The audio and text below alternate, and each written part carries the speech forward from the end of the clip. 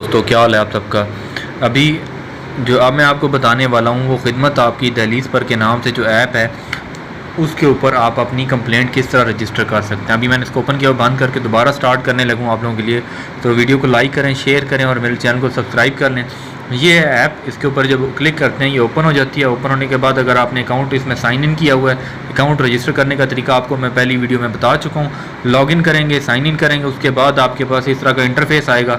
Side پہ آپ کو 3 ڈاٹ نظر آ رہے ہیں، اس پہ کلک کریں گے تو ایک آپ کے پاس ڈیش بورڈ ہے، دوسرا لاگ آؤٹ ہے۔ آپ سائڈ پہ کلک کر کے اس کو ختم کریں گے، نیچے پلس کا نشانہ آپ کو نظر آ رہا ہوگا، اس کے اوپر کلک کریں گے تو آپ کے پاس پہلے آئے گا ڈسٹرکٹ جہاں پہ آپ کی شکایت ہے، پھر تحصیل آئے گی، پھر وہ پتہ ہے آپ کا جو اس کی مدد سے آپ شکایت درج کرنا چاہ رہے ہیں۔